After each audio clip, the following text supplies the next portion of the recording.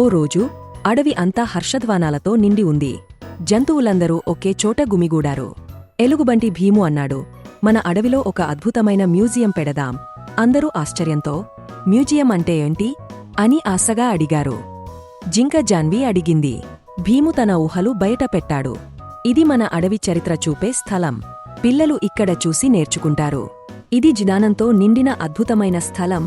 జింక జాన్వి, కోతి మోను, కుందేలు కంటి అందరూ ఆనందపడ్డారు. వీరందరూ కలిసి ఒక అద్భుతమైన ప్లాన్ వేశారు. మ్యూజియం నిర్మాణం మొదలైంది. మోను నూలు తాడులు కట్టేస్తూ ఎగరిపడ్డాడు. కంటి చిన్న చిన్న చెక్కలతో కొయ్యలు చేసింది.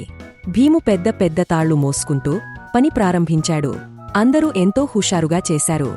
గోడలపై అడవి కథలు. భీము, మోను కలిసి రంగురంగుల అడవి చిత్రాలు వేశారు. పక్షుల పాటలు, వానకాలపు ఆటలు, పండుగల ఘనతలు అన్ని కథలు గోడలపై మెరిసిపోతున్నాయి. పాతకాలపు జ్ఞాపకాల వేట ప్రారంభించారు. కంటి తన తాతయ్య కాలపు చెక్క గ్లాసు తెచ్చింది. మోనుకి మునిగెన చెరువు దగ్గర పురాతన రాయి దొరికింది. ఆ వస్తువులు చూసి అందరూ ఆశ్చర్యపోయారు.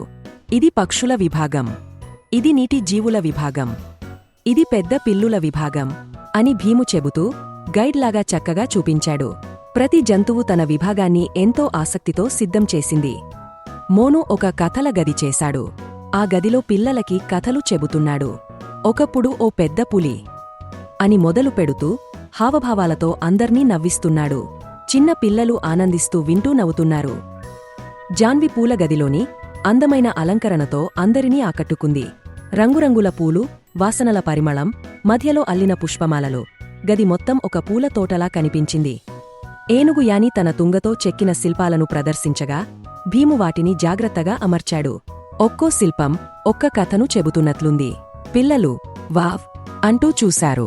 పాపలు, బుజ్జిగాళ్లు, చిన్న చిన్న పిల్ల జంతువులు చెక్కగాడిదపై ఎక్కి మ్యూజియాన్ని చుట్టారు. పటాకా జెండాలు, బెలూన్లు, నవ్వులు, పరవశంగా వారి ప్రయాణం సాగింది. వారికి ఇది సూపర్ అనుభవం. ఆట పాటల గది తయారు చేశారు. అడవి సంగీత గది అద్భుతంగా మారింది. పక్షులు పాటలు పాడగా కప్పలు తాళాలు వేశారు. నృత్యంతో గది ఊగపోయింది. మోను డ్యాన్సుతో గదిని ఊపేశాడు. అందరూ కలిసి హమ్మయ్య అని చప్పట్లు వేశారు. పట్నం నుంచి చిన్న చిన్న పిల్లలు వచ్చారు. అడవి మ్యూజియాన్ని చూస్తూ ఆశ్చర్యపోయారు. వాళ్లకు అడవి మ్యూజియం అద్భుతంగా కనిపించింది. వాహ్, ఎంత బాగుంది అంటూ ఫోటోలు తీశారు.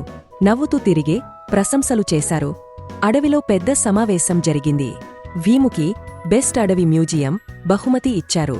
బుధిమంతుడు బూమరంగ్ పిచ్చుక మెడలో మెడల్ పెట్టాడు. అందరూ చప్పట్లు కొట్టారు. అవార్డులు కూడా వచ్చాయి.